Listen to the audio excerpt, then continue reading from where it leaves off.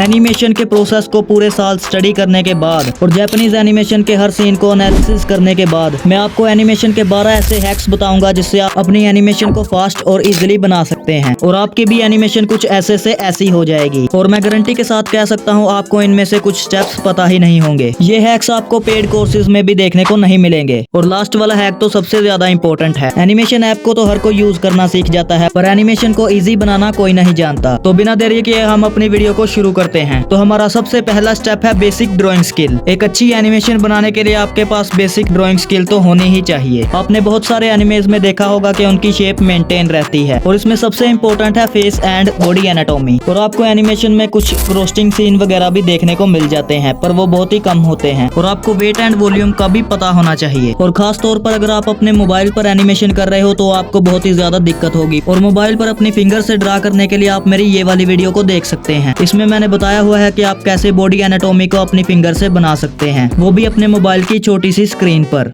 और अगर आपसे ड्रा नहीं होता तो फिर आप उसके लिए स्टाइलस भी बाय कर सकते हैं, जिससे आपको काफी ज्यादा हेल्प मिल जाएगी। और इसके बाद हमारा अगला पॉइंट है आर्ट स्टाइल। आपने तो देखा ही होगा कि हर एक एनिमे का अपना अपना आर्ट स्टाइल होता है। अगर आप अपने खुद के आर्ट स्टाइल से एनिमेशन करेंगे तो एनिमेशन बहुत जल्दी बन जाएगी। और आर्ट स्टाइल को मैं ज्यादा डिटेल में तो नहीं बताऊंगा, पर मैंने इस वाली वीडियो में एक्सप्लेन किया हुआ है, तो आप मेरी इस वीडियो से सीख सकते हो। और इसके बाद हमारा अगला पॉइंट है बैकग्राउंड। आपने अक्सर नोटिस किया होगा कि क्लोज्ड बैकग्राउंड बनाना ज्यादा आसान है as compare to long range background. ज्यादा लॉन्ग रेंज सीन्स बनाने की कोई जरूरत नहीं, बस बैकग्राउंड सिंपल एंड अच्छा लगे। और अगर आप लॉन्ग रेंज बैकग्राउंड बनाने जाओगे तो आपको बहुत ज्यादा टाइम लग जाएगा। और मैं ये वाले एनिमे देख रहा था तो मैंने नोटिस किया कि इसका बैकग्राउंड पीछे बहुत ही ज्यादा सिंपल है। इस बैकग्राउंड को बनाने में ज्यादा देर नहीं लगेगी। तो आपने पहले ही अपने स्टोरी बोर्ड में ये प्लान कर लेना है कि आपका बैकग्राउंड क्लोज्ड बैकग्राउंड हो, मतलब वो ज्यादा लॉन्ग रेंज सीन ना हो। और ये आपके एनिमेशन को बहुत ही ज्यादा फास्ट कर देगा। उम्मीद है आपको इसकी भी समझ आ गई होगी। तो बढ़ते हैं अपने अगले पॉइंट की तरफ, जो कि है क्लोज्ड एनिमेशन सीन। सेम बिल्कुल उसी तरह से जो मैंने आपको पीछे बैकग्राउंड में बताई है। आपने अपनी एनिमेशन में वो सीन ट्राई करना है जिसमें आपको ज्यादा से ज्यादा क्लोज रेंज सीन बनाने हो, क्योंकि क्लोज रेंज सीन बनाना ज्यादा आसान है as compare to long range scene. That's why बड़े बड़े क्रिएटर्स भी ज्यादातर लॉन्ग रेंज सीन्स अवॉइड करते हैं। और अगर लॉन्ग रेंज सीन बनाना भी है तो उसमें ज्यादा मूवमेंट नहीं होनी चाहिए, वरना आपको ही बाद में इन बिटवीन फ्रेम्स बनाते प्रॉब्लम होगी। इससे ज्यादा नहीं पर थोड़ा तो फर्क पड़ता ही है। और आप भी देख सकते हैं मेरे चैनल पर ज्यादातर लॉन्ग रेंज सीन्स नहीं है, मैंने ज्यादातर क्लोज रेंज सीन ही बनाए हैं। और ये स्पेशली उनके लिए है जो मोबाइल पर अपने एनिमेशन बनाते हैं, क्योंकि मोबाइल में लॉन्ग रेंज सीन बनाना बहुत ज्यादा मुश्किल है। उम्मीद है आपको ये भी समझ आ गई होगी। और इसके बाद बढ़ते हैं अपने अगले हैक की तरफ, जो कि है रिम लाइट, जो कि आपने काफी दफा सुना भी होगा। रिम लाइट वो लाइट होती है जो शेडोज पर पड़ती है,